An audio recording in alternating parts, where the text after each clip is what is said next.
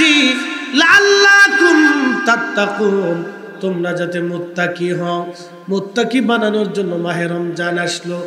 ধনীরা অনেক সময় ক্ষুধা কি জিনিস বুঝে না, এই জন্য মাহে রমজান আল্লাহ দিলেন যাতে ধনী ক্ষুধার যন্ত্রণা বুঝতে পারে, পিপাসার যন্ত্রণা যাতে বুঝতে পারে, গরিবের দুঃখ যাতে বুঝতে পারে, সেই জন্য মাহে রমজান আল্লাহ দিলেন। আবার ফেতরা আল্লাহ দিয়ে দিলেন, যাকাত আল্লাহ ফরজ করে দিয়ে দিলেন, ইফতারির ব্যবস্থা আল্লাহ নবী করতে বললেন। আল্লাহ রাসূল বলেন, উম্মত মাহে রমজানে তুমি যদি একটা ইবাদত করো নফল, অন্য মাসের একটা ফরজ ইবাদতের সমান সওয়াব তোমার আমল নামায় আমার আল্লাহ লিখে দেবে। আর মাহে রমজানে কেউ যদি একটা ফরজ ইবাদত করে তাহলে অন্য মাসে আল্লাহ 70টা ফরজ ইবাদতের নেকি লিখে দেবে। আস্তে হয়ে গেল না? জোরে বলেন। এই মাসে 1 টাকা কেউ যদি দান করে তাহলে অন্য মাসে 1 টাকা দান করলে 700 গুণ পর্যন্ত আল্লাহ বাড়াবে। কিন্তু মাহে রমজানে 1 টাকা দান করলে আল্লাহ কত পরিমাণে অগণিত গুণে আল্লাহ দিবে, এটা আল্লাহ ছাড়া কেউ জানে না। আল্লাহ নবী বলেন, আস-সাওমু লি ওয়া আনা আজজি বিহি। আল্লাহ বলছেন রমজান আমার জন্য, প্রতিদান আমি মালিক নিজে হাতে আমি আমার বান্দারে দিয়ে দিব। অগণিত অসংখ্য প্রতিদানের কোনো সীমা আল্লাহ দেন নাই। একবার জোরে বলা যাবে কি আল্লাহু আকবার? তাহলে ব্যবসায়িকদের উচিত কি মাহে রমজান আসলে পণ্য সামগ্রীর দাম কমায় দেওয়া? কিন্তু ওরা কি করে বাড়ায় বাড়ায় কি করলো? কোটি কোটি টাকার মালিক হয়ে গেল। আজকে টাকার মালিক হয়ে কি করলো? টাকা নিয়ে কি ফেরাউন কবরে গেছে, হামানে কবরে গেছে, নমরুদ যাইতে পারছে, কারণে নিতে পারছে, কেউ নিতে পারে নাই। তার মানে ওরাও নিতে পারবে না।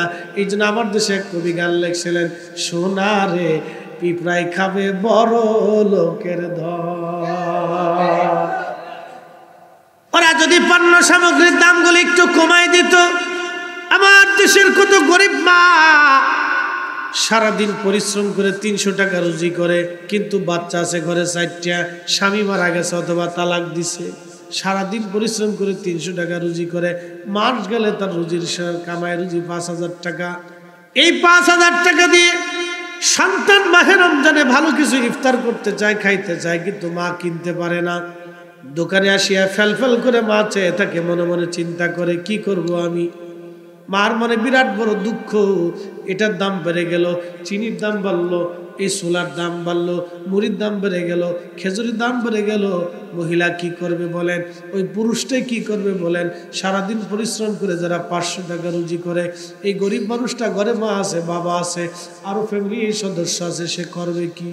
এই মাহে রমজানে গরিব মানুষদেরকে যারা কষ্ট দেয়, পণ্য সামগ্রীর দাম যারা বাড়ায়, ওরা এই বাংলাদেশের নিকৃষ্ট সুরের চাইতেও খারাপ। ও মুসলমান, এই কথাগুলি কেন শক্ত মতো বলতেছি? আমরা না বললে বলবে কে? কি কথা কর না কেন? ঠিক কি না? ময়দান তো আমাদের, হাজার হাজার মানুষ শুনে, বাহিরের মানুষ শুনে।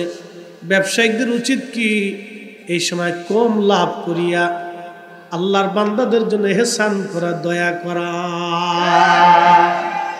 আল্লাহ রাসূল বললেন, মাল্লাম ইয়ারহামিন নাস ওয়া মাল্লাম ইয়ারহামিল্লাহ, যে মানুষকে দয়া করে না আমার আল্লাহ তারও দয়া করবে না, যে মানুষকে দয়া করে আমার আল্লাহ তাকে দয়া করবে। এ মুসলমান, খুব মনোযোগ দিয়ে, প্রিয় নবীজি মিম্বার মোবারকে কদম রাখলেন। কদম রাখার সঙ্গে সঙ্গে আল্লাহ রসুল বলেন আমিন। সুনান তিরমিজি সহিহ হাদিস, নবীজি বললেন আমিন। আবার কদম মোবারক রাখার পরে নবীজি বলেন আমিন। তৃতীয়বার কদম রাখার পরে নবীজি বললেন আমিন। সাহাবীরা বলেন ইয়া রাসূলুল্লাহ, আপনি 3 বার আমিন বললেন, হিকমতটা তো আমরা বুঝলাম না। আল্লাহ নবী ডাক দিয়ে বলেন, সাহাবীরা রে, প্রথম মিম্বরে কদম রাখার পরে জিবরাইল আমিন এসে বলতেছি ইয়া রাসূলুল্লাহ, আপনি নবীর নাম মোবারক শুনল কিন্তু দুরূদ শরীফ পড়ল না, সে ধ্বংস হয়ে যাক।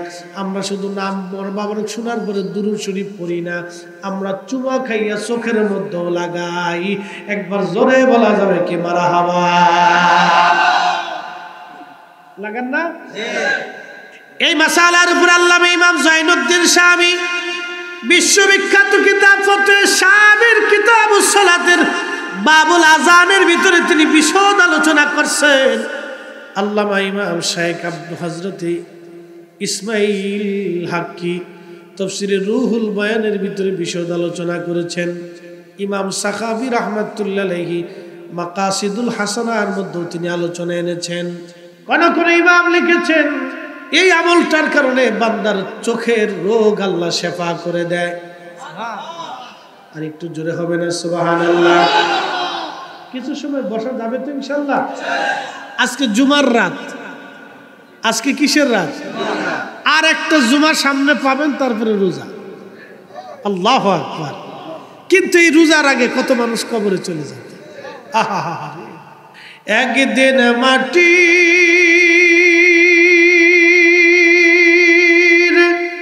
ভিতরে হবে ঘর যে মন আমার, কেন বান্ধ দালান ঘর মন আমার, কেন বান্ধ দালান ঘর। এ বাবাজি, কখন ডাক আসবে জানি না, মাহে রমজান পাবো কিনা তাও জানি না। পায়েলগাছার মুসলমান, ও মুসলমানেরা, দোকানে রাস্তাঘাটে যারা সময় নষ্ট করতেছে, মাহে রমজান পাবেন কোনো গ্যারান্টি নেই রে বন্ধু। এসে বসে যান, কথাগুলি শুনে যান। নবীজি বললেন সাহাবীরা রে, আমি নবীজির নাম শুনল কিন্তু দুরূদ শরীফ পড়ল না, তার আখিরাত বরবাদ হোক, ধ্বংস হয়ে যাক। আমি নবী কবুল করে বললাম আমিন। আজকে যারা দুরূদ নিয়ে বাহানা করে ওদের কপালে শনি আছে। ওদের কপালে কি আছে? ওদের কপালে শনি আছে। আমার নবীর দুরূদ দিয়ে যারা বাহানা করে, দুরূদ শরীফ যারা বন্ধ করতে চায়, আমার নবীর মিলাদ যারা বন্ধ করে দিতে চায়, কপালে শনি আছে।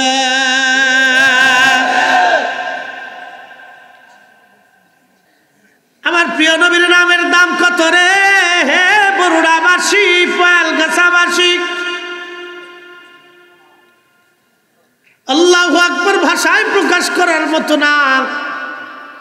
এরপরে নবীজি বললেন সাহাবীরা রে, জিবরাইল এসে বলল হুজুর মাহে রমজান পাইল কিন্তু নিজের জীবনের গুনাহ মাফ করাই নিতে পারল না। যে ব্যক্তি মাহে রমজান পাইল ঈমান ও ইহতিসাবের সাথে, মাহে রমজানের রোজা রাখলো, তারাবির নামাজ পড়ল, কদরের নামাজ পড়ল, রাত জেগে জেগে ইবাদত করলো, আমার আল্লাহ তাকে এমনভাবে নিষ্পাপ বানায় দেয় যেন একটা শব্দ বাচ্চা পৃথিবীতে মায়ের কোল থেকে যখন পেট থেকে দুনিয়াতে আসে, ওই বাচ্চাটা যেমন নিষ্পাপ, মাহে রমজান পাওয়ার পরে ঈমান ও ইহতিসাবের সাথে যে ব্যক্তি প্রত্যেকটা রোজা রাখবে, শুধু রোজা রাখলে হবে না, রোজা রাইখা যারা গীবত করে ওই রোজায় কাজ হবে না। রোজা রাইখা যারা মালে ভেজাল দেয় এই রোজায় কাজ হবে না। রোজা রাইখা যারা মালে কম দেয়, কাস্টমার ঠকায়, ওই রোজায় কাজ হবে না। সুদের টাকা দিয়ে আর ঘুষের টাকা দিয়ে গরুর গোশত কিনে, মুরগির গোশত কিনে যারা খাইয়া রোজা রাখে কাজ হবে না। কথা কন না কে? হবে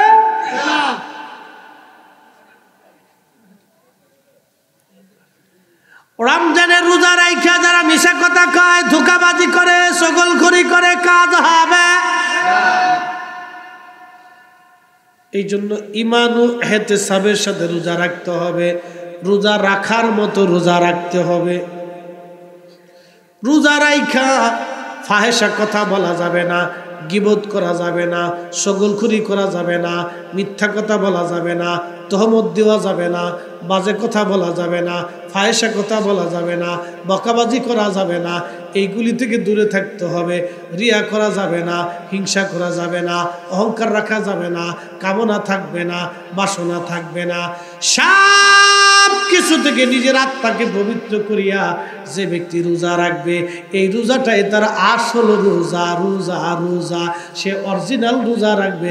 রোজাও রাখলো মালে কম দিল, রোজাও রাখলো ফাহেসা কথা বলল, রোজাও রাখলো মিথ্যা কথা বলল, এই রোজার 4 পয়সা মূল্য হবে না। আল্লাহ আমাদেরকে ঈমান ইহতিসাবের সাথে রোজা রাখার তৌফিক দিক। সকলে বলে আমিন। এরপরে তারাবির নামাজ। কি নামাজ? কয় রাকাত? কয় রাকাত? তো যারা 8 রাকাত পড়ে তার মানে বুঝে গেল হক আদায় হবে। হক আদায় হবে 20 টাকাতেই পড়তো। তারাবির নামাজ 20 রাকাত ঈমান ও ইহতিসাবের সাথে যারা রোজা রাখবে এবং রাত জেগে তারাবির নামাজ পড়বে, তারাবি 20 রাকাত যারা ঠিক মতো আদায় করবে, আল্লাহ তার গুনাহ মাফ করবে। কিন্তু ধোঁকাবাজি দিয়া, তাহাজ্জুদের হাদিস দিয়া 8 রাকাত তারাবি নামাজ বানাইয়া নিজেরে ধোঁকা দিল, মুসল্লিদেরকে যারা ধোঁকা দিল, ওরা সারা রাত ভরে জিকির করলো, কাজ হবে না।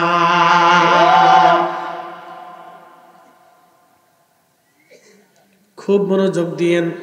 এরপরে কদরের নামাজ, কদরের ইবাদত। এই জন্য মাহে রমজান গুরুত্বপূর্ণ, সহজ করে দেখার সুযোগ নাই। এই জন্য অত্যধিক পরিমাণে মাহে রমজান ইবাদত করতে হবে। আমরা যারা সুন্নি তরিকত পন্থী আছি, আমরা তো অবশ্যই পীর ও মুর্শিদের শিক্ষা দীক্ষা আছে। প্রিয় মুসলমান পয়ালগাছাবাসী, খুব মনোযোগ দেন। এই মাহে রমজান আসতেছে, আপনারা ইফতার করাবেন। আল্লাহর নবী বলেন, উম্মতের আরে তোমরা মাহে রমজান আসলে তোমরা রোজাদার ভাইকে ইফতার করাও। যে ব্যক্তি রোজাদারকে ইফতার করাইবে, যারে ইফতার করানো হলো তার রোজা হোক বা না হোক, তার যারে ইফতার করানো হলো ওই একটা রোজার সওয়াব আমার আল্লাহ ইফতার করানোওয়ালার আমল নামায় লিখে দেবে। আপনি যদি 100 রোজাদারকে ইফতার করান তো 100 রোজার সওয়াব না। আসতে হয়ে গেল না, আরেকটু জোরে বলবেন। আপনার রোজা হোক বা না হোক, যারা ইফতার করাইলেন তার রোজা হোক বা না হোক, সওয়াব আল্লাহ লিখে দিবে। আল্লাহ নবী বলেন, সাহাবীরা রে তোমরা যদি সম্ভব হয় একটা খেজুর দিয়ে 1 পেয়ালা দুধ দিয়ে ইফতার করাও। সাহাবী বলতেছে, ইয়া রাসূলুল্লাহ, আমাদের অনেকের এমন দরিদ্রতা আছে, দুধ পান করানোর মতো সামর্থ্য নাই। নবী বললেন, যদি তা না পারো একটা খেজুর দিয়ে হলে ইফতার করাও। আল্লাহ নবী সাহাবীরা বলেন, ইয়া রাসূলুল্লাহ, খেজুর দিয়ে ইফতার করানোর মতো আমাদের অনেকের সামর্থ্য নাই। আল্লাহ নবী বললেন, তাও যদি তোমরা না পারো তাহলে অন্তত 1 পেয়ালা পানি দিয়ে হলো তোমার ভাইকে ইফতার করাও। তারপরও তোমার আমল নামায় আমার আল্লাহ কবুল রোজার সওয়াব লিখে দেবে। তাহলে ইফতার কি চলবে? আপনাদের এলাকায় মসজিদে ইফতার হয় না? বেশি বেশি দিবে, বেশি বেশি দিবে। যদি সম্ভব হয় বাড়িতে গরিব দুঃখী অভাবী মেহনতি মানুষদেরকে ডেকে এনে বাড়িতে ইফতার করাবেন। আর যদি তা না হয়, অর্থ করি বেশি থাকলে আপনারা একটু এলাকার গরিব দরিদ্র আত্মীয় স্বজন যারা আছে তাদের ঘরের ভিতরে প্যাকেজিং করে সুন্দর করে ইফতার পৌঁছাই দিয়ে আসবেন।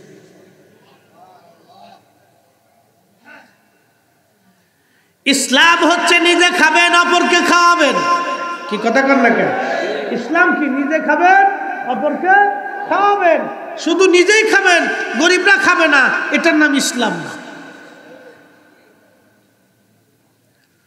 মনোযোগ দিন। আল্লাহর নবী ডাক দিয়ে বলে, সাহাবীরা রে তোমরা শোনো, কেউ যদি রোজাদারকে পেট পুরে খাওয়ায়, অনেকের সামর্থ্য আছে না পেট ভরে খাওয়ানো, ভালো মন্দ খাওয়াইয়া রোজাদারকে খাওয়ানো, সামর্থ্য আছে না অনেকের। আল্লাহ রাসূল বলেন, উম্মত রে তোমরা যদি রোজাদারকে পেট পুরে তোমরা খাওয়াইতে পারো, তাহলে শুনে রাখো আমি নবী কিয়ামতের ময়দানে ওই উম্মতকে হাউজে কাউসারের পানি পান করাবো। ওই পানি পান করানোর কারণে জান্নাতে যাওয়ার আগ পর্যন্ত আমার ওই উম্মতের পানি তৃষ্ণা মনে থাকবে না। আল্লাহু আকবার। তাহলে রোজাদারকে কি করবেন? যদি সম্ভব হয় খেজুর দিয়ে ইফতার করাবেন, যদি তা না হয় তাহলে পানি দিয়ে ইফতার করাবেন। যদি আপনার বেশি সামর্থ্য থাকে তাহলে রোজাদারকে আপনি তৃপ্তি সহকারে পেট পুরে খাওয়াবেন। আল্লাহ রাসূল বলছেন, তুমি যদি আমার রোজাদারকে পেট পুরে খাওয়াও তাহলে কিয়ামতের ময়দানে আমি তোমার হাউজে কাউসারের পানি পান করাবো।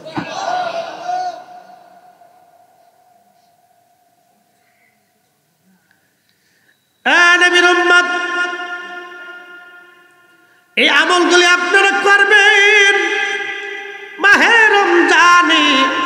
ব্যবসায়িক যারা আছেন আপনাদেরকে বলবো, যথাসম্ভব আপনি এই আপনার পণ্য সামগ্রী কম লাভে ছেড়ে দিবেন, কম লাভে ছেড়ে দিবেন।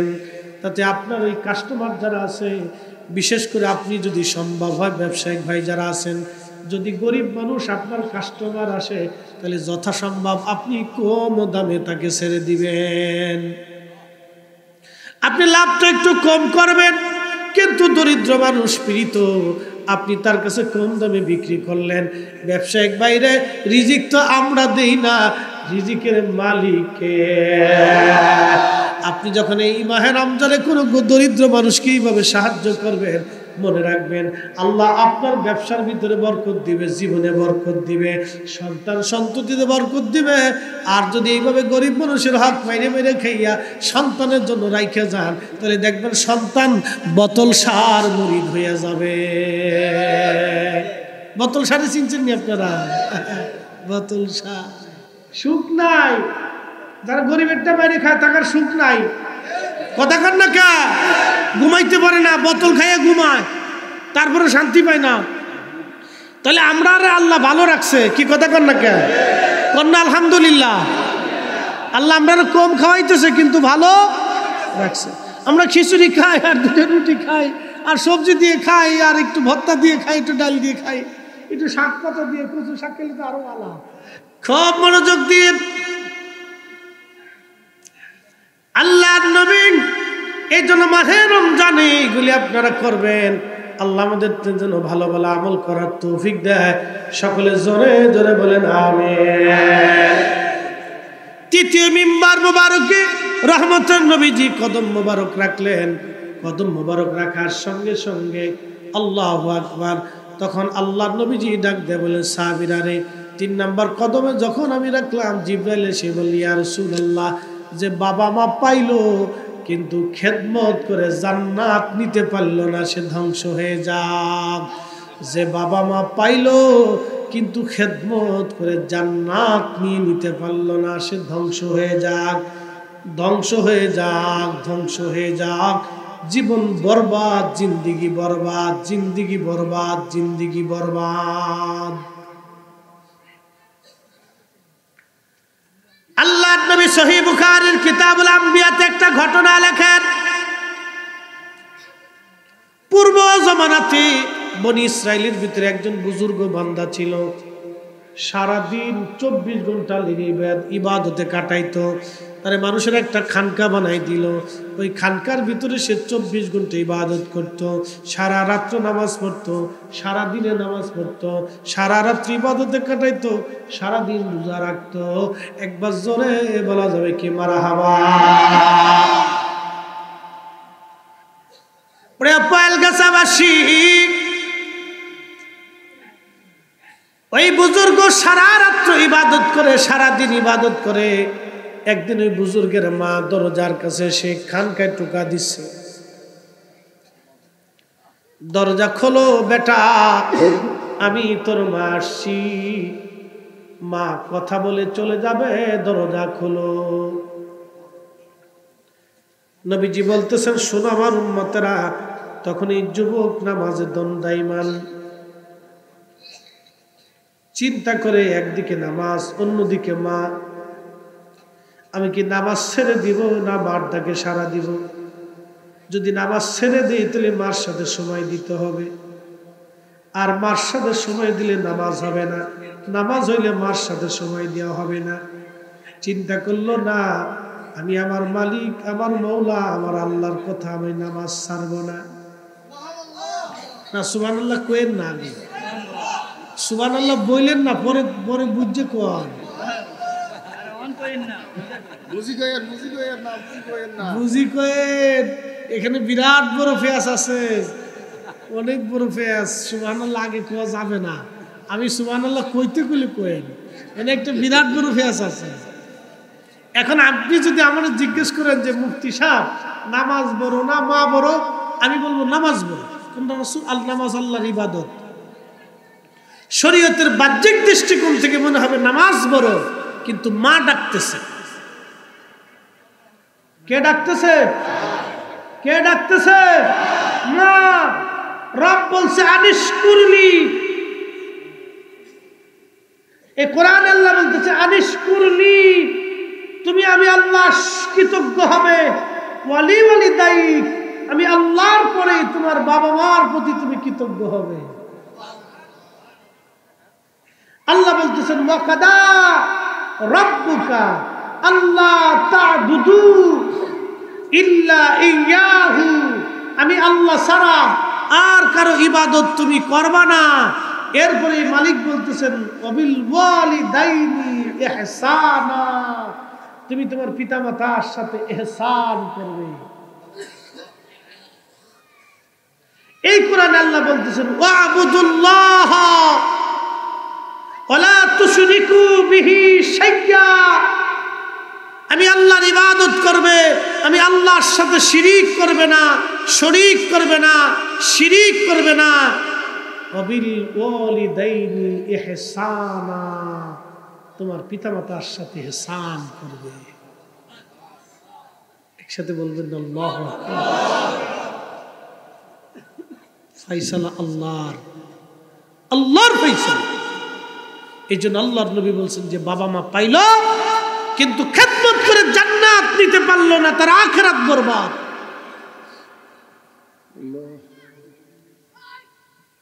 তার আখিরাত বরবাদ।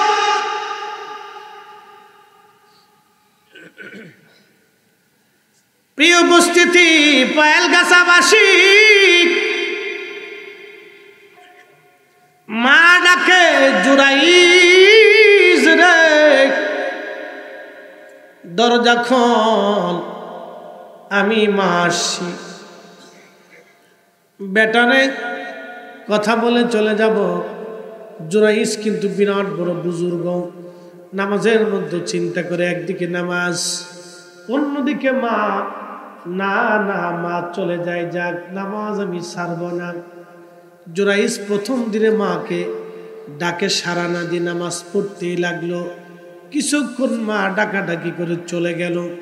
পরের দিন আবার মা আসছে, খানকায় দরজায় টোকা দিয়ে বলে, বেটারে ও জুরাইজ, সন্তান আমার, কলিজার টুকরা আমার, আমি মা আসছি, দরজাটা খোল, মা কথা বলে চলে যাবে রে। জুরাইজ তখনও নামাজে দণ্ডায়মান, চিন্তা করলো রে, একদিকে মা, অন্যদিকে নামাজ। না না না, মা চলে যায়, যাক, নামাজ ছাড়ব না। দ্বিতীয় দিনও মা এইভাবে ডাকাডাকি করে চলে গেল।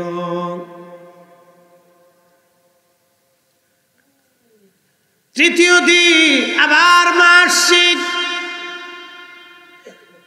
খানেকার দরজাতে মা টোকা দিয়ে বলে, জুরাইজ, আমি মা আসছি, দরজা খোল, মা কথা বলি চলে যাবে রে বেটা। 3 দিন ধরে ডাকি, তুই শুধু নামাজি পড়ো রে বেটা, আমি মা ডাকে সারা দিস না, দরজাটা খোল। নবীজি বললেন তখনও জুরাইজ নামাজে দণ্ডায়মান। চিন্তা করে একদিকে মা, অন্যদিকে নামাজ। না, মা চলে যায়, যাক, আমি নামাজ ছাড়ব না। তখনও নামাজে দণ্ডায়মান। 3 দিনের দিন মা অতিষ্ঠ হয়ে গেলেন, খানকার দরজার সামনে দাঁড়ায় আল্লাহর দরবারে হাত বাড়াই দিচ্ছে।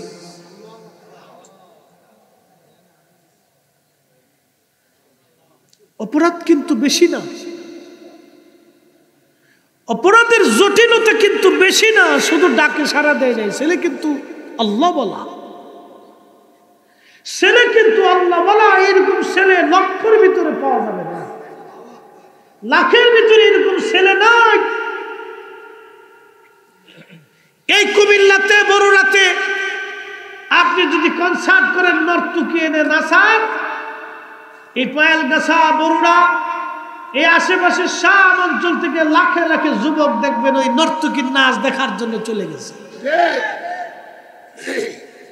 কে গেল?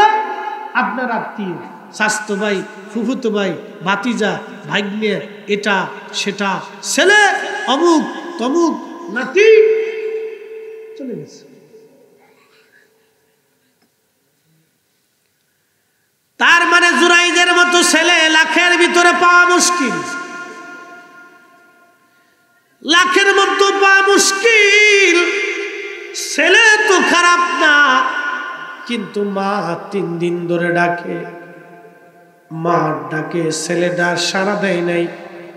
মা হাত বাড়াই দিছে, রব আজকে 3 দিন ধরে আমি আমার কলিজার টুকরা সন্তানরে ডাকি, ও মালিক আমার ছেলেটা আমার ডাকে সাড়া দেয় নাই। আল্লাহ আমি জানি আমার ছেলেটা বিরাট বড় বুজুর্গ আল্লাহ ওয়ালা, আমি জানি সে 24টা ঘন্টা মুহূর্তে আল্লাহ তোমার ইবাদত করে, কিন্তু আমি মা তারে ডাকলাম, আমার ডাকে সে সাড়া দেয় নাই। রব্বুল আলামিন আমি মা হয়ে তার জন্য বদদুয়া করে গেলাম।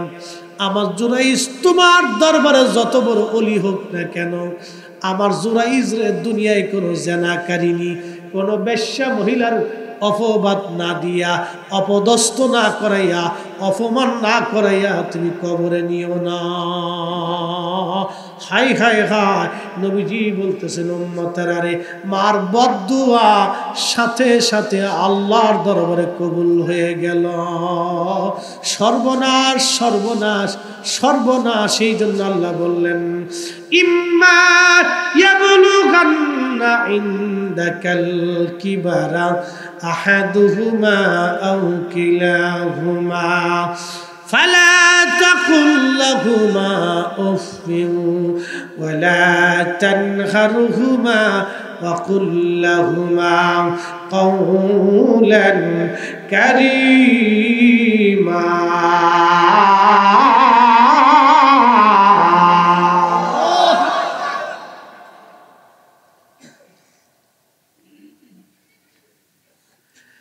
পায়েলগাছাবাসী এবার জুরাইজের হয়ে গেল সর্বনাশ। মা তো বদদুয়া করে চলে গেল। প্রিয় নবী বলতেছেন সাহাবীরা রে মায়ের বদদুয়া আসমানে কবুল হয়ে গেল। কি সর্বনাশ, মায়ের বদদুয়া আসমানে কবুল হয়ে গেল। এবার মা চলে গেছে, জুরাইজ তো বুঝতে পারে না মার বদদুয়া কবুল হইছে, সে আবার ইবাদতে মগ্ন। এইভাবে দীর্ঘদিন বছরের পর বছর পার হলো, কিন্তু জুরাইজের বিরুদ্ধে বদদুয়া আসমানে ঘুরতেছে। এই জন্য অলিদের সাথে যারা বিয়াদবি করে, ফলটা নগদ নগদ না আসলে রে বাবা আসমানে ঘুরতে থাকে। মানাদালি ওয়ালিয়াত ফাকাদ আযানতুহু বিল হার, মান আদালি ওয়ালিয়ান ফাকাদ আযানতুহু বিল হার।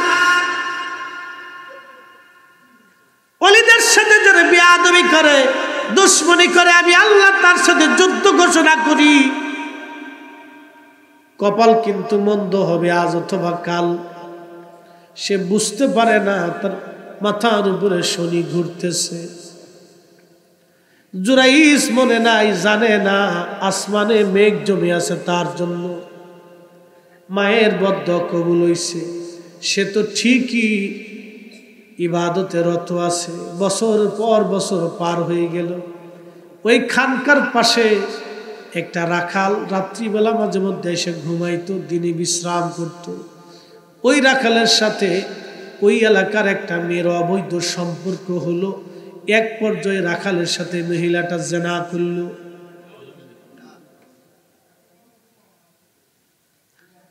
জিনা বড় নিকৃষ্ট কাজ, বড় নিকৃষ্ট কাজ জিনা, জিনা বড় নিকৃষ্ট কাজ। আল্লাহু আকবার। মানুষ যখন জিনা করে তখন তার ঈমানটা শূন্যে চলে যায়। মানুষ যখন জিনা করে জমিন কাঁপতে থাকে, আল্লাহকে বলে রব যদি অনুমতি দাও আমি জমিনে দাফন করে দেই। মানুষ যখন জিনা করে ফেরেশতারা আল্লাহর দরবারে অভিশাপ করতে থাকে। জিনাও বড় নিকৃষ্ট কাজ।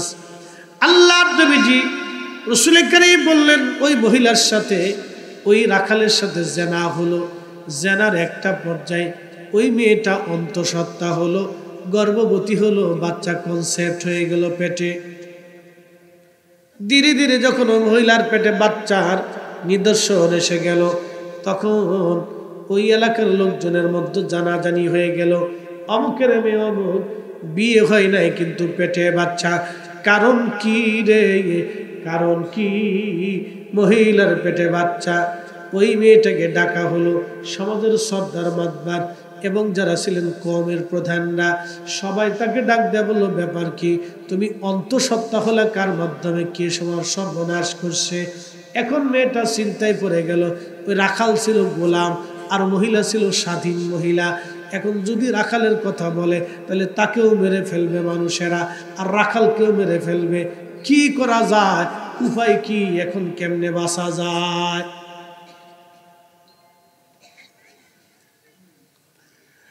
ওই মেয়েটা ওই রাখালের সাথে গোপনে গোপনে দেখা করলো। রাখালে ডাকতে বলতেছে, রাখাল তোমার দ্বারা তো আমি অন্তঃসত্ত্বা হয়ে গেলাম, আমার পেটের মধ্যে বাচ্চা, তুমি আমার সাথে জিনা করছো, জিনার ফসল আমার গর্ভে বাচ্চা। এখন বলো এই বাচ্চার পরিচয় যদি তোমার পরিচয় দিই তাহলে মানুষ তোমাকেও মেরে ফেলবে, কারণ তুমি গোলাম আর আমি স্বাধীন নারী, আমাকেও তারা হত্যা করে ফেলবে। এখন উপায় কি?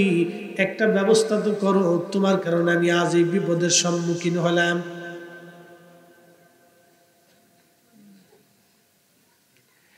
এবার ওই রাখাল ডাক দিয়ে বলতেছে, রে ছলনাময়ী নারী,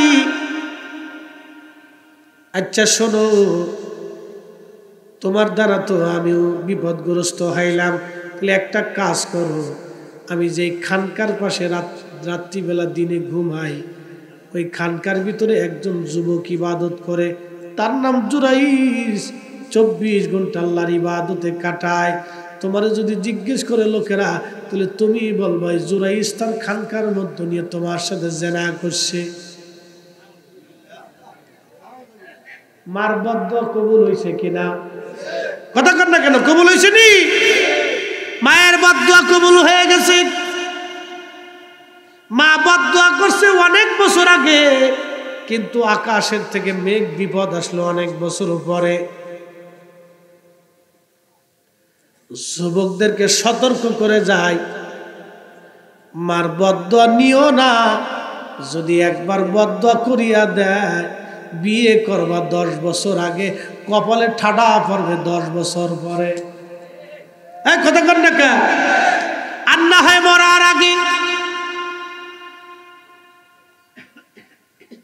আর না হয় মরার আগে, মরার আগে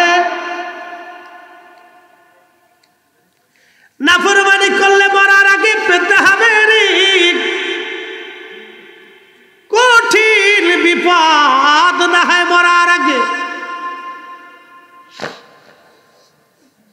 খুবই মনোযোগ দিয়ে শুনিয়া যান। হযরত জুরাইজ রাহমাতুল্লাহ আলাইহি উনি কিন্তু বুজুর্গ বান্দা, কিন্তু মার বদদুয়া কবুল হয়ে গেছে। উনি কিছুই জানেন না, উনি তো খানকার ভিতরে ইবাদতে রত। মেয়েটা চিন্তা করলো, হ্যাঁ কথাটা তো ঠিক। রাখাল আরো বলতেছে, শোনো, এই জুরাইজ বড় বুজুর্গ বান্দা, এ দেশের মানুষ তারে খুব সম্মান করে, তার খুব ভালোবাসে। তুমি যদি তার কথা বলো তাহলে সমাজ তোমারও বাঁচাই দিবে, আমি মাঝখান থেকে বেঁচে যাব, মাঝখান থেকে মায়ের খাবে জুরাইজ।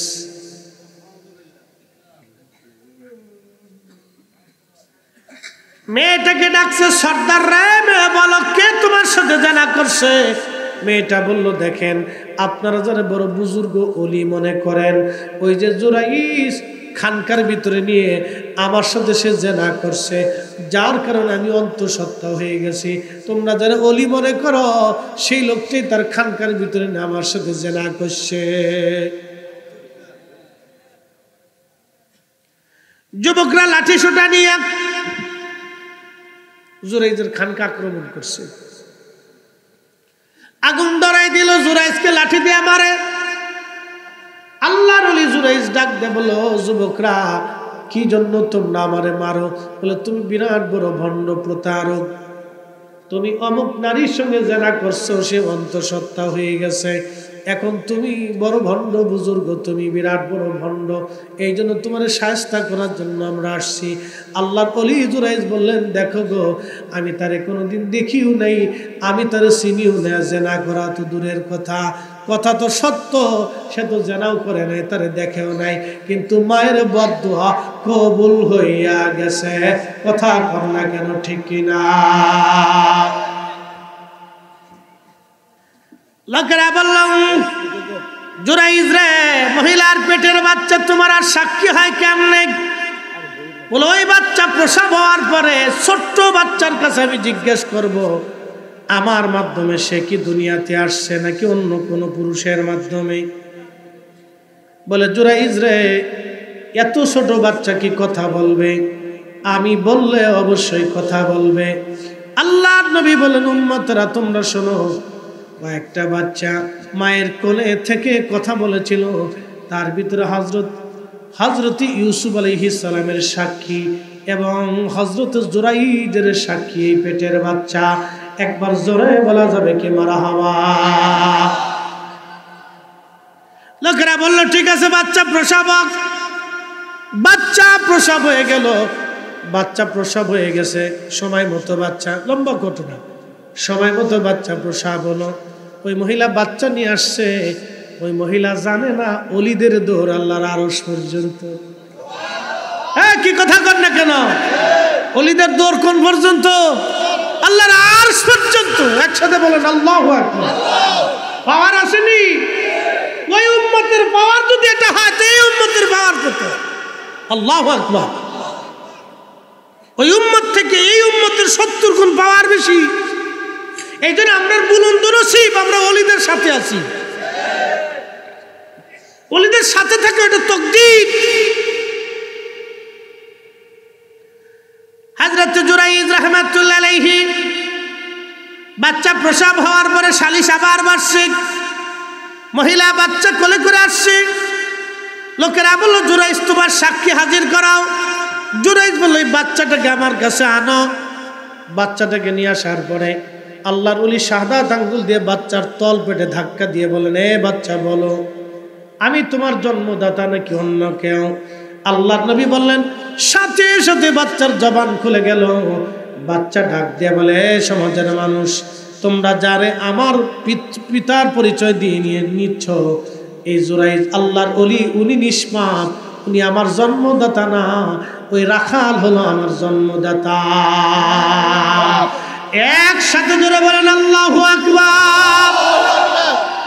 অলিদের পাওয়ার আসেনি? ওই জমানার অলির যদি এই পাওয়ার হয়, তাহলে এই জমানার আরো 70 গুণ। এই জন্য এই জমানার অলিরা নদীর দিকে ইশারা করলে নদীর পানিগুলি উজানে চলে যায়। তেলের গাড়ি তেলে চলে, হাওয়ার গাড়ি হাওয়ায় উড়ে, বিনা তেলে চালায় গাড়ি নবী সুলাইমান। আমরা সেই মুসলমান, ঠিক কিনা? অলিদের সাথে আসি না নাই? অলিরা যে পথে, আমরা আছি সে পথে। কথা বলেন, ঠিক কিনা? তো আল্লাহ আমাদেরকে তৌফিক দিক। হুজুরের সময় কম, আমিও আলোচনা গুছিয়ে ফেলেছি। তার মানে অর্থ হচ্ছে পিতামাতার খেদমত যে করলো সে নাজাত পাইল, যে পিতামাতার খেদমত করতে পারলো না তার আখেরাত বরবাদ হয়ে যাবে। আল্লাহ আমাদের প্রত্যেক কবুল করুক, বাবা মার খেদমতের তৌফিক নসিব করুক। মরণে রইয়া গে মার কামেল পীরের সঙ্গ ধর, মরণে রইয়া গে মার কামেল পীরের সঙ্গ ধর, মরার আগে না মরিলে পাইবি না তার দর্শন, জুয়ার শেষে বাটা পড়ল চিন্তা করলি না রে মন। আল্লাহ আল্লাহ আল্লাহ যাইতে হইবে গৌরস্থানে, আসিলে তোমার সহবন গাইরে, যাইতে হইবে গৌরস্থানে, আসিলে তোমার সহবন, জুয়ার শেষে ভাটা পড়ল চিন্তা করলি না রে মন। আল্লাহ আল্লাহ আল্লাহ আল্লাহ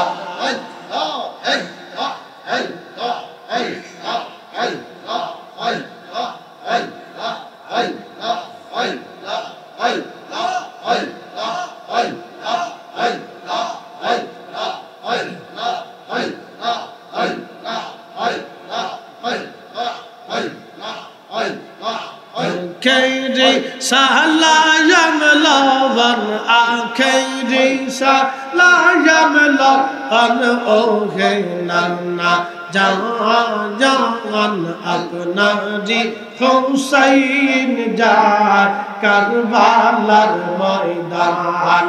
Allah Allah আপনারি হুসাইন যায় কারবালার ময়দান। আল্লাহ আল্লাহ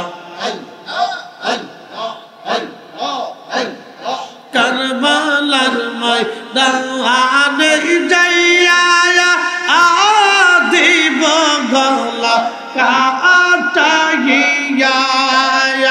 আয়ার না আসিব ফিরে, আর না আসিব ফিরে মদিনা, লোকাম আপনারি হুসাইন যায় কারবালার ময়দান।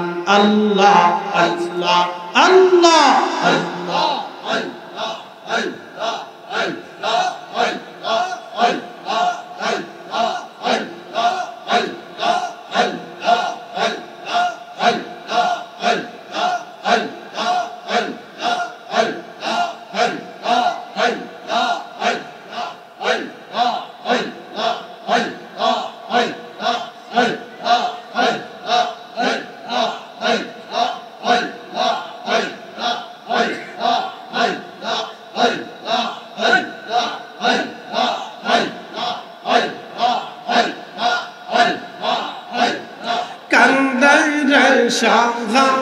শাহবানু উজু কলে লইয়া দুধের শিশু কান্দে রে শাহবানু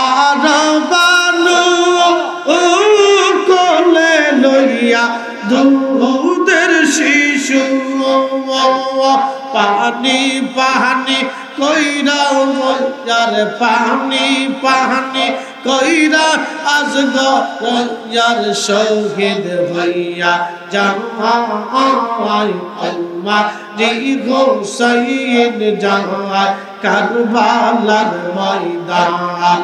আল্লাহ আল্লাহ আল্লাহ Akiri salayam lavan, akiri salayam lavan, ohe nana jahan apnari Husain যায় কারবালার ময়দান।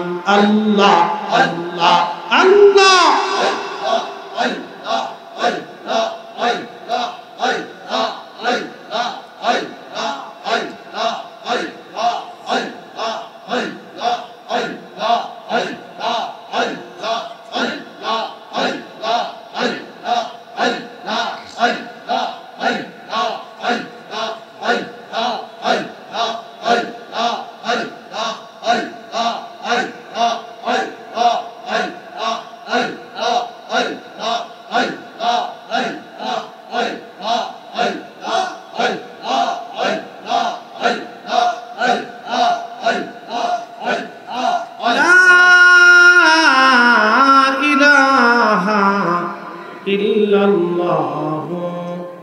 মুহাম্মাদুর রাসূলুল্লাহ সাল্লাল্লাহু আলাইহি ওয়াসাল্লাম। একবার চিৎকার মেরে জোরে বলেন না মারহাবা।